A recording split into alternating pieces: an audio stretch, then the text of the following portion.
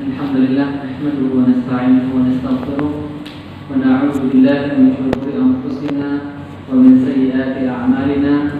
Man yahdihillahu fala mudilla lahu wa man yudlil fala hadiya lahu. Asyhadu an la ilaha illallah wa asyhadu anna Muhammadan 'abduhu wa rasuluhu la nabiyya ba'd. Alhamdulillah, kita masih disempatkan oleh Allah Subhanahu wa taala untuk kembali bertatap muka, berjumpa untuk sama-sama mengaji dan mengkaji ayat-ayat suci Al-Quran dan hadis-hadis Nabawi. Lalu salawat serta salam tercurah kepada junjungan kita Nabi Muhammad sallallahu alaihi wasallam beserta seluruh keluarganya, sahabatnya dan siapapun yang mengikuti mereka dengan baik hingga akhir zaman kelak. Bapak Ibu yang sama-sama mengharapkan ridwan Allah Subhanahu wa taala, di kajian Jumat malam yang saya bawakan, insyaallah saya akan mengangkat tema Syarhul Hadis karena Imam Nawawi, yaitu Riyadhus Shalihin. Insyaallah kita di sini sudah sangat tersohor dan terkenal di Indonesia ya. Hampir semua masjid dan para ustaz akan menerangkan kitab ini dengan versi yang macam-macam penjelasannya. Namun saya ambil contoh-contoh beberapa penjelasan dari ulama Nusantara dan juga ulama Timur Tengah. Dan mungkin Bapak Ibu yang mengikuti kajian di sini bisa ambil pegang buku terjemah Riyadhus Shalihin juga bisa, dan sambil mengikuti dan lain sebagainya. Ada sekitar beberapa ratus hadis, namun di sini saya memilah-milih saja, tidak secara urut langsung A sampai Z. Mungkin ada 2 hadis atau 3 hadis yang redaksinya hampir sama, maka nanti akan saya tentukan. Baik, kita mulai dari yang pertama. Dari Abdullah bin Umar radhiyallahu anhu, qala sami'tu Rasulullah sallallahu alaihi wasallam yaqul buniyal Islamu ala khams, syahada an la ilaha illallah wa anna Muhammadan abduhu wa rasuluhu wa iqamis shalah wa ita'iz zakah wa hajjul bait wa shaum Ramadan. Rawahu Bukhari wa Muslim. Dari atas kita memahami bahwasanya hadis ini diriwayatkan dari Abdullah bin Umar. Berarti yang dengar dari Rasulullah SAW Abdullah bin Umar. Kalau misalnya kita dengar An Abi Hurairah radhiyallahu anhu, berarti yang dengar hadis ini dari kanjeng Nabi adalah Abu Hurairah radhiyallahu anhu. Ada dari Umar bin Khattab, yang paling banyak Abu Hurairah. Ada dari Abu Bakar, dari Utsman dan lain sebagainya. Berarti yang dengar dan ingat langsung adalah beliau yang namanya diucapkan di awal riwayat hadis. Nah, kemudian kalau kita mendapati di akhir hadis ada kata-kata Rawahul Bukhari, Muslim atau Ibnu Majah atau Imam Ahmad, berarti hadis ini diriwayatkan. Artinya diriwayatkan adalah ditulis, didokumentasikan oleh Imam Ahmad atau Imam Bukhari atau Imam Muslim. Otomatis mereka ketika mendokumentasikan hadis ini tidak seperti yang kita baca sekarang. Di dalam buku hadis mereka itu ada silsilah sanadnya dari Imam Bukhari sampai Rasulullah SAW, dari Imam Muslim sampai seperti itu. Makanya para imam yang menulis atau mendokumentasikan hadis-hadis Nabi ini, mereka akan dengan tegas menyatakan ini hadis sahih atau bukan sahih, atau hadis dhaif lemah, atau bahkan mereka dengan tegasnya ini merupakan hadis yang tidak ada sandarannya sama sekali, entah dari mana sumbernya, atau yang dikenal oleh para hadis sebagai istilah hadis maudhu atau hadis palsu. Fadil liman azallahu itu hadis yang depan kita ini hadis riwayat Imam Bukhari wa Muslim. Ibarat emas ini yang sudah paling murninya. Berapa karat yang kalau paling murni Pak? 24 atau 100 karat? Ya. Ini yang paling bagusnya riwayat Bukhari dan Muslim. Di bawahnya riwayat Bukhari saja. Di bawahnya lagi riwayat Imam Muslim, dan di bawahnya semua sisa para imam. Khadiman a'azallahu wa yakum.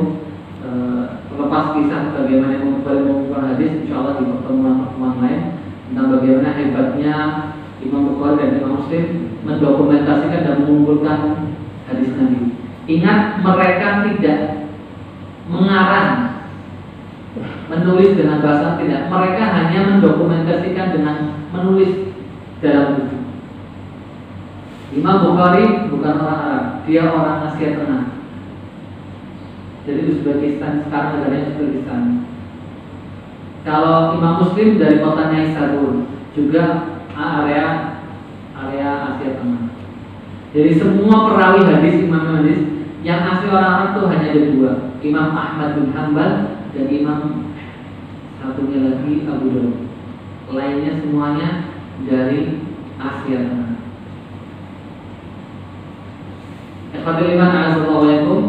Dalam hadis ini Ibnu Umar mendengar Rasulullah SAW bersabda, bahwasanya kata beliau, kata Rasulullah SAW, buniyal Islamu ala khams. Ini Rasulullah sedang menjelaskan konsep dasar agama kita, bahwasanya agama kita dibangun di atas 5 fondasi, 5 hal penting. Yang pertama, syahadat an la ilaha illallah wa anna Muhammadan abduhu wa rasuluh. Yang pertama, persaksian bahwasanya tidak Tuhan yang berhak disembah melainkan Allah Subhanahu wa taala. Kemudian wa anna Muhammadan abduhu wa rasuluh, dan bahwasanya Muhammad bin Abdullah merupakan seorang hamba. Maksudnya hamba itu manusia kayak kita. Jadi Rasulullah SAW terlahir dari rahim wanita sama seperti kita. Manusia nggak terlahir dari rahim wanita hanya satu, Nabi Adam alaihissalam. Selain beliau, semuanya terlahir dari rahim wanita. Manusia yang terlahir tanpa seorang ayah hanya ada satu, Nabi Isa alaihissalam. Nah, Bapak Ibu rahimahullah SWT, di hadis ini ditekankan bahwasanya ada 2 kata, abduhu wa rasuluh. Di sini Rasulullah ingin menekankan bahwasanya dirinya itu juga manusia seperti kita semuanya, yang akan mengalami rasa sedih, rasa bahagia. Kalau cucunya dia meninggal pasti dia akan sedih, anaknya meninggal dia pasti akan sedih, sama seperti kita. Wa rasuluh, dan juga sekaligus utusan Allah. Allah muliakan beliau dengan risalah. Sehingga keyakinan-keyakinan yang berlebihan terhadap Rasulullah patut kita singkirkan. Contoh misalnya terkadang ada yang sampai berlebihan ya. Mungkin maksudnya menghormati atau mengagungkan Rasulullah tapi berlebihan. Rasulullah tercipta dari cahayanya Allah. Ini berlebihan. Rasulullah manusia kayak kita, terlahir dari rahim wanita. Dia juga punya ayah bernama Abdullah. Kemudian dikatakan bahwasanya Rasulullah manusia yang diciptakan terlebih dahulu sebelum Nabi Adam. Ini juga sebuah kedustaan dan keyakinan batil. Bahkan Rasulullah bersabda pun, saya putra Abdullah, putra Abdul Muthalib dari keluarga Bani Hashim dari suku Quraisy. Beliau menegaskan seperti itu. Memang ada sebagian masyarakat yang ingin mengagungkan Rasulullah tapi melewati batas, offside, sampai bisa dikatakan merusak akidah. Contoh, kalau kita meyakini Rasulullah SAW terbuat dari cahaya Allah dan dia memiliki sifat ketuhanan, maka seseorang mempercayai bahwasanya Nabi berhak mengampuni dosa orang. Padahal seumur hidup Nabi tidak pernah mengatakan dosamu terampuni. Siapapun tidak pernah. Paling pot Rasulullah ngomong si fulan min ahli jannah, si A dari penduduk surga. Tapi Rasulullah tidak pernah memberikan sebuah pernyataan atau sertifikat bahwasanya seseorang itu telah diampuni dosa-dosanya. Karena hak pengampunan dosa hanyalah milik Allah Subhanahu wa taala. Nah, ikhwatul iman azza itu kemudian fondasi yang berikutnya wa iqamis shalah, mendirikan salat. Maka dari itu ketika seorang mu'allaf ingin mempelajari agama Islam, maka dia harus mempelajari sholatnya terlebih dahulu dibanding ibadah-ibadah yang lain. Itu yang lebih penting. Dia bingung mau belajar zakat dulu apa puasa dulu, harus terfokus terhadap sholat terlebih dahulu. Karena sholat merupakan ibadah dalam Islam yang tidak ada uzur atau alasan yang memperbolehkan tinggalin sholat. Kalau kita nggak bisa sholat sambil berdiri, ya sambil duduk. Nggak puas sambil duduk, sambil tiduran. Bahkan ketika kita terbaring di ranjang rumah sakit pun, ketika kita masih sadar, tetap wajib sholat. Nggak bisa wudu tayamum, nggak bisa tayamum sebisanya. dengan cara isyarat-isyarat tertentu. Yang penting kita sedang melaksanakan sholat selama masih sadar ya Pak. Tapi kalau sudah nggak sadar seperti koma, itu kewajiban sholat sudah berangkat. Karena kewajiban sholat terikat dengan at-taklif, yaitu adanya akal sehat atau kesadaran. Jadi mohon maaf, orang gila nggak wajib sholat 5 waktu, walaupun dia katakan diidentikan sebagai seorang muslim atau dari keluarga muslim, atau bahkan dia bisa membaca Al-Quran, tapi kalau statusnya seperti itu, tidak ada kewajiban baginya untuk mengerjakan sholat 5 waktu. Nah, yang kelima, assalamualaikum. Kalau para sahabat Nabi ditanya manusia setelah mereka, ketika Rasulullah meninggalkan, berarti yang tersisa para sahabat. Ini generasi tabi'in kalau bertanya kepada mereka, amalan apa yang benar-benar tuh harga mati nggak boleh tinggalin? Kata para sahabat semua kompak, sholat nggak bisa ditinggalin. Maka dari itu bersyukurlah kita semuanya yang bisa menjaga ibadah sholat, apalagi sampai bisa pergi ke masjid di masa-masa seperti ini.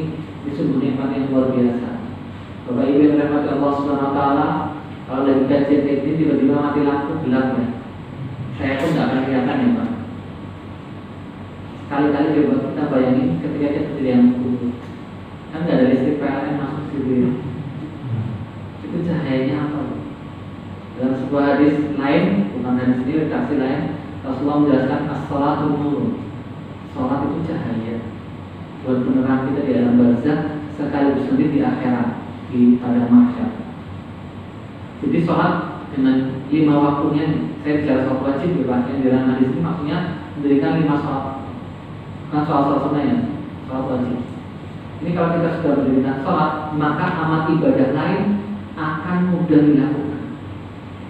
Namun ketika seseorang meninggal, dengan mudahnya meninggalkan sholat, ya ibadah lain juga dengan mudah dia tinggalkan.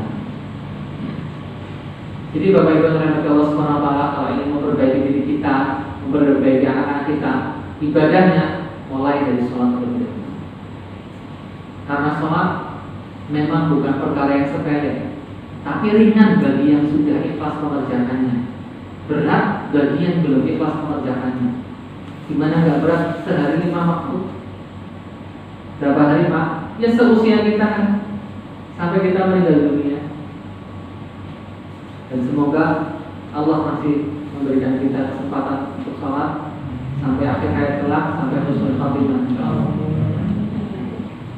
Kemarin ada yang mengutarakan pada saat ini, gimana saya baru belajar sholat di usia 45 tahun. Pak, bukan masalah kapan belajar sholatnya, kapan mulai sholatnya, tapi yang lebih penting Bapak harus bisa menjaga ibadah sholat Bapak dari sekarang sampai nanti akhir hayat.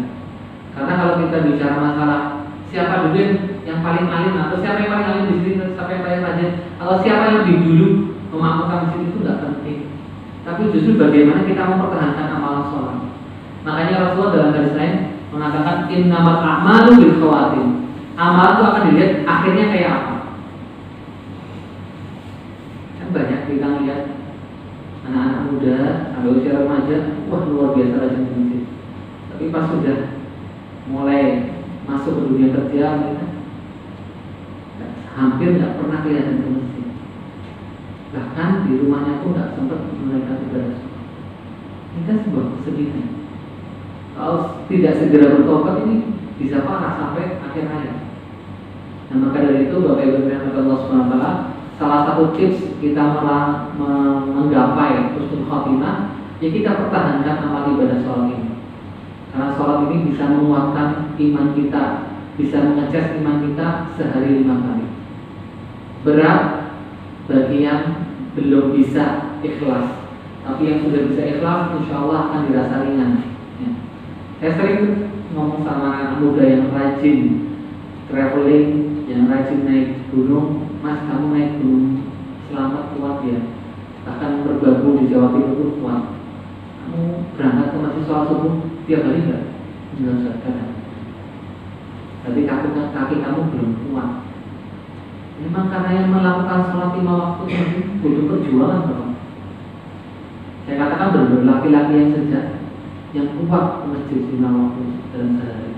Dan kita belum tentu tiap waktu bisa ke masjid. Ujian bisa, terkadang kita tersibuk dengan pekerjaan, setelah nanti lah dan lain sebagainya. Memang ujian kita setiap harinya adalah bagaimana kita mengerjakan sholat dengan baik dan di tepat waktu. Hadirin azallahu. Berikutnya dalam hadis lain juga Rasulullah menegaskan, ini riwayat Imam Muslim, baina rajul wa baina syirk wal kufur tarkus sholat. Antara seorang muslim sama kekufuran atau kesyirikan itu pemisahnya satu, Pak. As-sholat kata Rasul, sholat.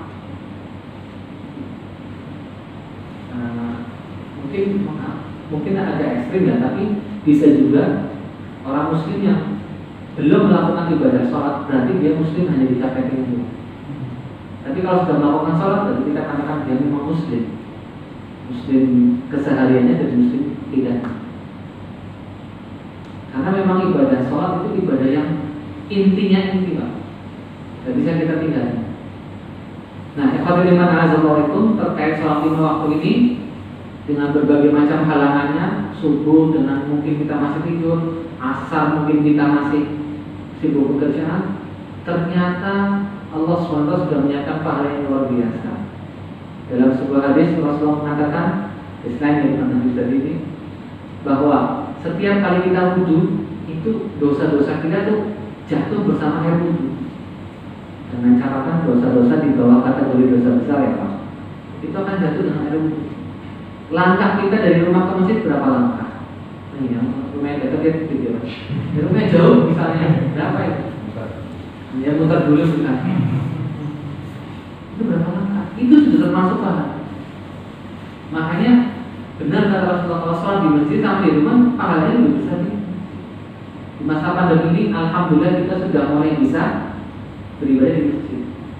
Ini jangan disambungkan dengan pandemi ya Pak. Saya bicara kondisi normal. Kalau kondisi pandemi berarti hukum Islam menyesuaikan.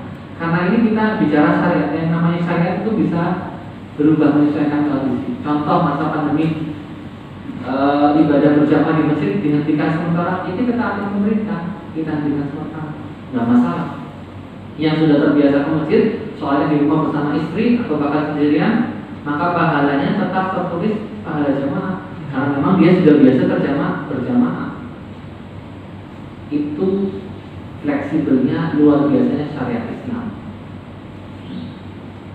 Dan saya pernah menyampaikan kan, kalau yang namanya sholat itu muka harus terbuka, bahkan perempuan bercadar itu harus bisa sholat di tempat yang memang khusus wanita dan membuka cadarnya. Karena memang ketika sholat pun harus dibuka cadar, penutup mukanya. Termasuk tawaf kan bagian dari ibadah sholat juga, seperti sholat. Makanya tidak bisa pakai masker. Yang perempuan bercadar pun sebisa mungkin membuka cadarnya saat tawaf. Karena memang itu salah satu kesempurnaan dari ibadah sholat, menghadapkan muka ke Allah Subhanahu wa taala. Tapi di masa pandemi, ya kalau nggak pakai masker malah justru melanggar aturan. Dan apakah sholat kita berkurang pahalanya? Tidak. Hukumnya sudah berubah. Inilah fleksibilitas fikih Islam, nggak kaku. Yang harga mati satu akidah. Nah, kalau akidah itu memang ya sudah Allah Maha Esa itu sudah nggak bisa digugat ya. Ya, kita lanjut. Itu tadi tentang salat 45 azallahu. Kemudian yang berikutnya wa itaiz zakat, menunaikan zakat. Zakat dengan sedekah berbeda. Karena kalau sedekah itu merupakan sebuah ibadah sukarela dari kita, dengan jumlah waktu dan penerima tergantung kita, terserah kita. Tapi kalau zakat, waktunya sudah ditentukan, jumlahnya sudah ditentukan, penerimanya pun ditentukan oleh Allah. Ada 8 golongan. Kita tinggal pilih salah satu dari 8 itu. Itu zakat. Karena ini merupakan ibadah atau ibadah murni yang sudah ada prosedurnya dari Allah Subhanahu wa taala. Contoh misalnya zakat mal kan menunggu waktu 1 tahun ya. Kalau sudah melebihi nisab berarti dia menerima kewajiban zakat. Contoh misalnya dari 1 Muharram sampai 1 Muharram tahun depan, kalau harta yang disimpan itu memang melebihi nisab selama 1 tahun sampai nanti ketemu 1 Muharram lagi, maka baru kena zakat. Tapi kalau ternyata harta yang tersimpan ternyata sebelum 1 Muharram tahun depan diambil dan digunakan untuk kebutuhan, berarti tidak kena kewajiban zakat. Berbeda dengan zakat pertanian. Zakat pertanian itu sesuai berapa kali panennya. Kalau tadi mungkin setahun 2 kali atau 3 kali. Dan nanti dibedakan mana perairan yang memang full gratis, perairannya gratis hanya mengalirkan air yang petani dari baik dari hujan maupun dari perairan, atau yang memang dengan alat, membutuhkan listrik, membutuhkan alat sehingga mengeluarkan biaya lebih. Jumlah persentasenya dikeluarkan beda. Yang ini 1/10, yang ini 1/5. Itu sedetail itu ibadah zakat, Bapak Ibu.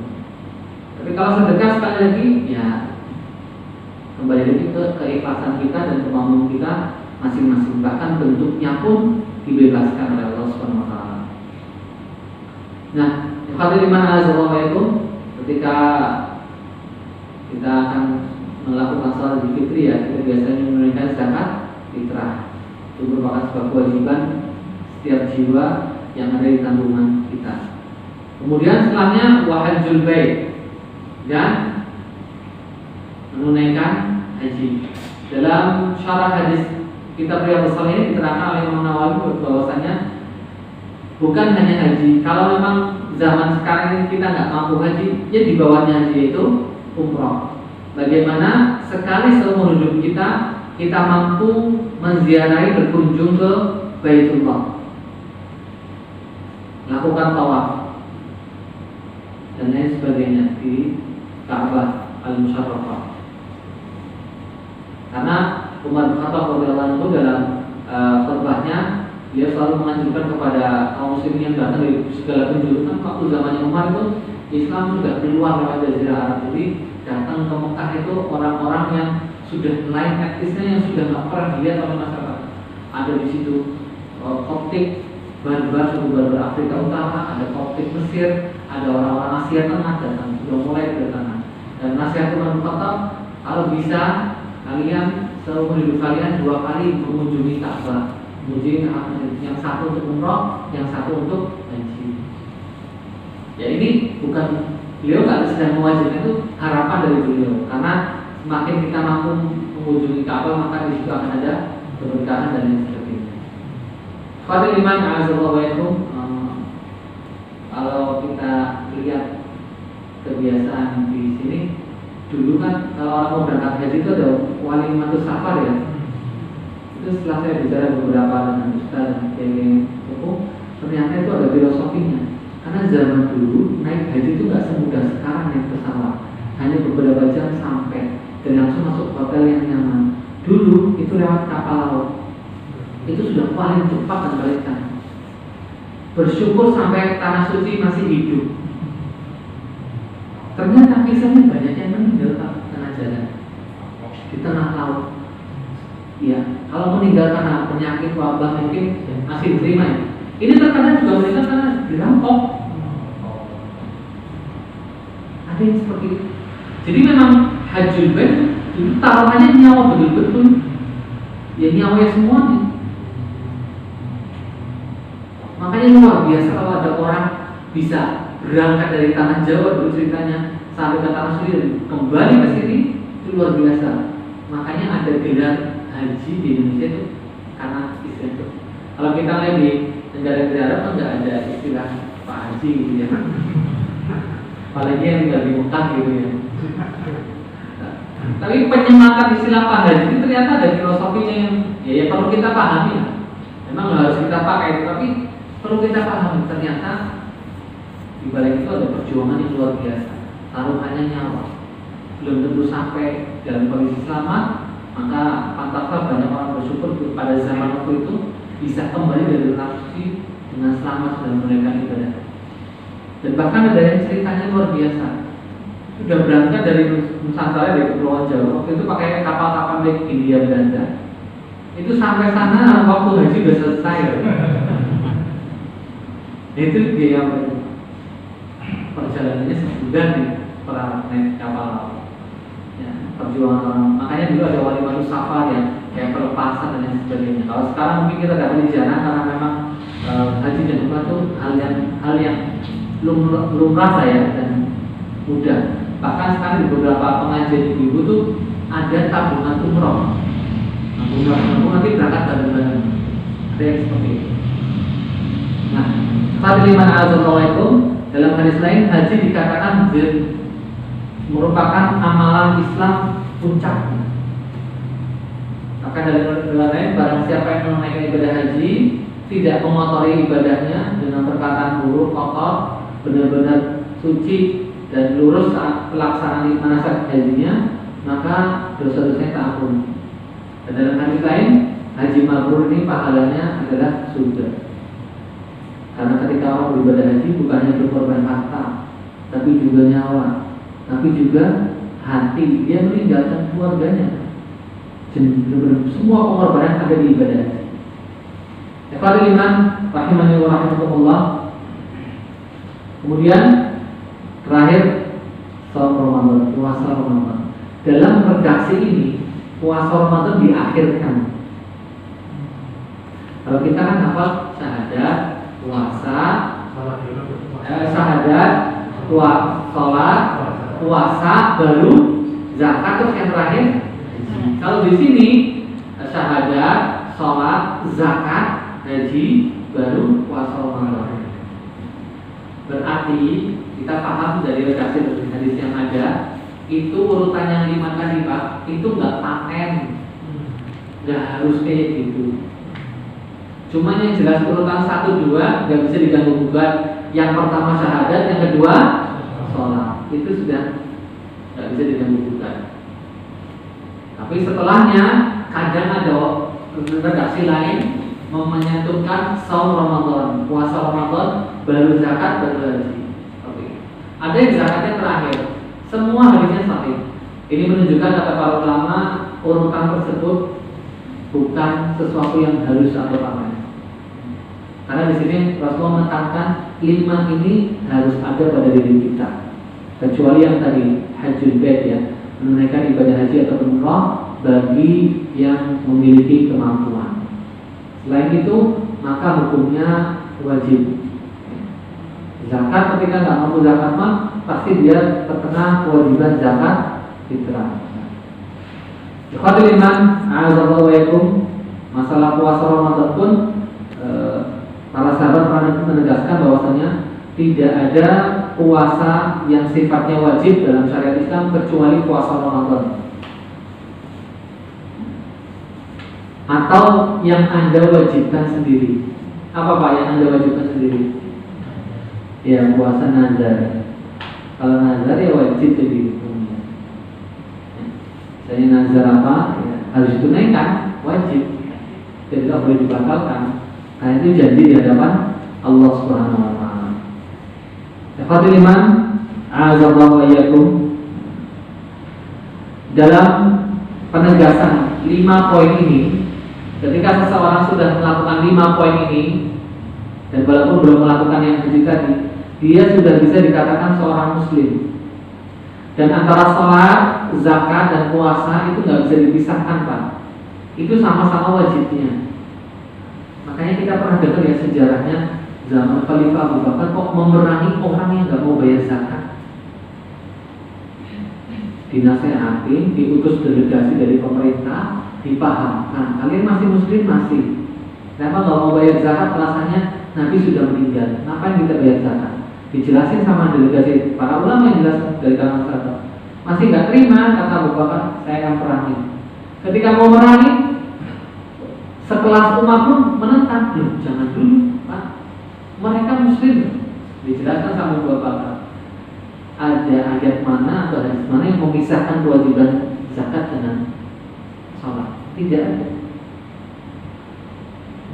Dan para ulama mengatakan kalau zamannya Abu Bakar nggak memerangi zakat, nanti orang akan menganggap zakat itu tidak wajib seperti wajibnya sholat. Karena memang zakat, puasa Ramadan, dan tadi sholat itu sebuah 3 rangkaian kewajiban yang harus ada pada diri kita, sehingga kita dikatakan menjadi seorang muslim. Tapi belum mukmin ya, belum beriman. Ya, mungkin mana atau siapa yang pernah menyampaikan di sini kan derajat agama kita yang pertama Islam. Setelah Islam baru iman, kemudian baru ihsan. Kalau orang Muslim belum tentu mukmin, tapi kalau mukmin pasti Muslim. Karena mukmin derajatnya di atasnya Muslim. Islam dengan iman sebenarnya artinya sama, cuman kalau dipisahkan lebih berarti terfokus pada definisinya harfiahnya masing-masing. Kalau Islam itu maksudnya amalan-amalan zahir seperti kayak sholat, zakat, puasa. Ketika orang sudah melakukannya, jadi dia Muslim, saudara kita. Sholatnya masih menghadap kiblat, saudara kita, Pak. Kita sudah. Mungkin ada nggak sholat yang menghadap selain kiblat? Ada mungkin ya. Ada. Jangan heran Pak, ada. Beberapa aliran ekstrem Syiah sholatnya tidak menghadap Mekah di Ka'bah, tapi menghadap ke Karbala, tanah suci Karbala di Irak. Karena mereka menganggap kesucian tanah Karbala lebih daripada Mekah dan Madinah. Makanya ekstrem Syiah kalau sholat pakai sajadah atau langsung ini, sholatnya nggak diterima, harus membawa kayak semacam koin ini. Lingkarannya terbuat dari tanah dari Karbala. Dijual di antara orang Syiah. Tanah Karbala dicetak gitu ya, pakai alat. Nanti di situ ada kadang ada lambang-lambang tertentu lah, lambang aliran-aliran mereka. Nanti sujudnya di atas itu Pak. Baru sholatnya sah.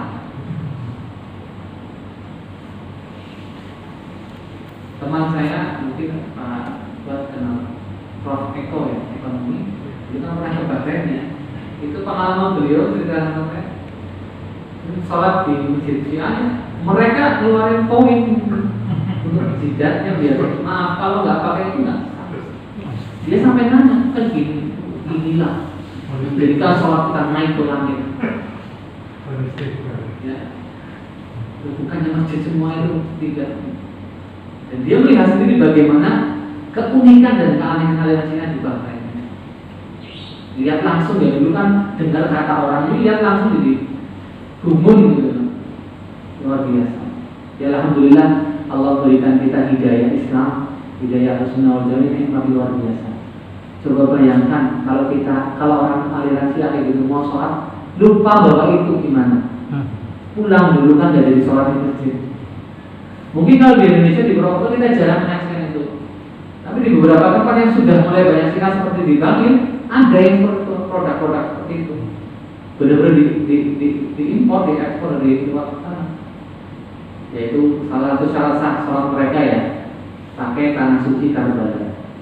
Itu dalam akidah mereka. Namun ingat, kita sholat di semua tempat bumi sah, selama bukan kandang hewan ataupun kamar mandi WC. Selain dua itu insya Allah sah. Tempatnya suci. Bahkan di tanah lapang pun sah. Di tanah pasir pun sah selama tidak ada najis di situ. Karena salah satu kehebatan umat kita kata Rasulullah SAW, wa ju'ilat liyal ardu masjidan wa tahura. Dan Allah jadikan bumi itu sebagai tempat ibadah masjid dan suci. Kalau umat agama sebelum Islam mau ibadah itu harus ada ketentuan tempatnya Pak. Tapi Rasulullah membawa Islam dan Allah berikan keistimewaannya. Salah satunya adalah bumi dijadikan suci dan sah untuk menjadi masjid. Maka dimanapun udah waktu sholat kita sholat aja. Gak ada masjid di tempat kosong yang bersih Pak. Nah, kalau di perjalanan jauh gitu. Musola. Makanya kita lihat orang Islam dimanapun berada di berbagai dunia pun minimal mereka punya kayak tempat musola kecil lah untuk sholat 5 waktu. Itu mesti ada. Ini keistimewaan umat Islam, diberi kemudahan oleh Allah SWT melakukan ibadah sholat. Dan yang contoh yang tadi teman kita yang beraliran Syiah itu memang berbeda ya, karena mereka punya keyakinan dan asal atau dasar-dasar teologi berbeda dari umat Islam. Ikhwatul iman a'azzallahu wa yakum. Kalau kita bicara masalah Syiah itu lebih banyak keanehannya lah ya. Dan kayaknya belum bukan tempatnya saya berbicara sepanjang lebar. Dulu ada di Solo salah seorang ustadz yang menerangkan tentang Syiah itu langsung dari buku-bukunya Syiah. Jadi nggak bohong, langsung dari buku-bukunya Syiah. Sumber-sumber hadisnya Syiah, tafsirannya Syiah, langsung dijelaskan. Beliau sudah meninggal dunia karena corona kemarin. Beliau almarhum Ustaz Mu'ainuddin Masri di Solo. Nah, ikhwatul iman a'azzallahu. Itulah tadi 5 fondasi penting dalam agama kita yang harus kita jaga sehingga kita menjadi seorang muslim yang sejati. Yang selanjutnya kita harus naik ke step selanjutnya adalah seorang mukmin, orang yang beriman. Kalau berbicara iman ya semuanya, iman kepada Allah, iman kepada para rasul. Bahkan iman kepada para nabi pun kita nggak boleh memilah-milih. Saya beriman sama Nabi Ibrahim dan Nabi Muhammad saja, itu nggak bisa. Semuanya, termasuk kitab-kitab suci yang pernah Allah turunkan, ya kita percaya Allah pernah menurunkan Injil kepada Nabi Isa. Kita percaya Allah pernah menurunkan Taurat kepada Nabi Musa. Percaya ini harus. Cuman kan Allah juga sudah menjelaskan bahwasanya kitab-kitab tersebut sudah dimanipulasi, sudah dipalsukan oleh tangan-tangan yang tidak bertanggung jawab. Ada dalam Al-Quran Karim. Kemudian Allah turunkan kitab suci Al-Quran sebagai muhaimin, sebagai seperti penentu akhir, kitab terakhir akhir zaman yang bisa diterima di setiap tempat dan di setiap waktu. Nah, Bapak Ibu yang dirahmati Allah Subhanahu wa taala, silakan yang ingin berikan pertanyaan, masukan atau kritikan tentang syarah hadis tadi.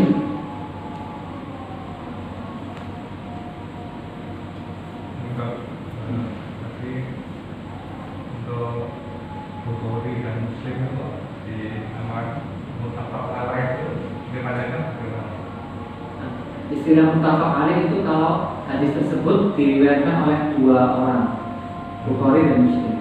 Tapi selain 2 orang itu tidak disebut sebagai muttafaq alaih. Jadi saya belum menyebutkan ini muttafaq alaih. Jadi kalau hadis tersebut sahih disebutkan Imam Bukhari saja, bukan muttafaq alaih. Muttafaq alaih maksudnya yang disepakati oleh 2 imam, yaitu Imam Bukhari dan Imam Muslim. Dan itu merupakan derajat hadis yang paling bagus dari kadarnya, paling otentik lah, lebih dari yang hanya sekedar Bukhari ataupun Muslim. Dan perlu diketahui Bapak Ibu, semua hadis yang di dalam kitabnya Bukhari dan Muslim itu paling semuanya sahih. Tapi selain mereka, kebanyakan sahih tapi ada yang dhaif. Dan itu juga sudah dijelaskan sama si penulis riwayat hadis tadi. Dan kalau bicara masalah hadis dhaif, banyak sekali. Kemarin saya pernah contoh ya, contoh hadis dhaif, hadis palsu yang beredar di masyarakat. Nah, ada baju budak gak boleh jadi. Barang siapa yang makan teror masuk surga. Ini jelas yang dibahas tentang penjual terornya pada zaman itu. Kalau sekarang dengan kemudahan teknologi, orang gampang mentelaah hadis sahih dan dhaif. Bayangkan zaman dulu, Bapak Ibu terima Imam Bukhari mau nyari gurunya si Fulan. Dia harus pergi dari Irak ke Mesir, naik apa? Naik kendaraan kuda. Maka pernah Imam Bukhari menelaah satu hadis itu sampai 1 bulan, sampai dia sakit sampai kencing darah. Luar biasa usahanya Imam Bukhari.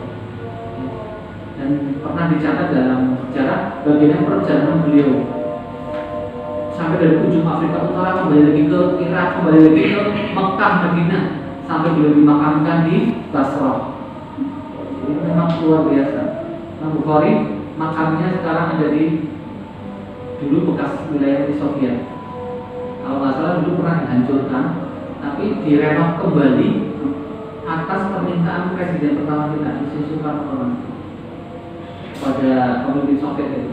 Saya akan berkunjung ke situ tapi dengan catatan temukan makam Imam Bukhari. Kemudian setelah itu dia meminta lagi untuk direnov, untuk diperbaiki. Permintaan ketiga beliau mengizinkan adanya masjid di Moskow. Saya pernah ketemu teman-teman Rusia yang belajar di Al-Azhar. Mereka juga pernah bilang, dulu kami zaman Soviet itu nggak mungkin ada azan, maksudnya nggak mungkin ada orang-orang bangun masjid. Tapi ketika Presiden kalian datang, itu ada satu masjid di Moskow yang diperbolehkan. Karena beliau alasan ini Soekarno tuh, nanti aku salat Jumatnya gimana? Nanti aku salat Jumatnya seperti itu. Ini yang diakui oleh dunia internasional. Padahal kita tahu, kalau kita baca kan seolah beliau ini komunis kan. ketika beliau datang ke negeri komunis, beliau tampakkan keislamannya. Dan hebatnya langsung diiyakan oleh pemerintah komunis saat itu Uni Soviet. Ya semoga kita punya kedepannya punya pemimpin yang luar biasa ya, dihormati seperti beliau insyaallah. Baik, cukup. Terima kasih. Insyaallah dan depan juga akan melanjutkan dari kitab Riyadhus Shalihin. Aku qouli hadza wa astaghfirullah li wa lakum. Mari kita tutup pengajian malam hari ini dengan bacaan hamdalah dan doa kafaratul majlis. Alhamdulillahirabbil alamin. Wassalamualaikum warahmatullahi wabarakatuh.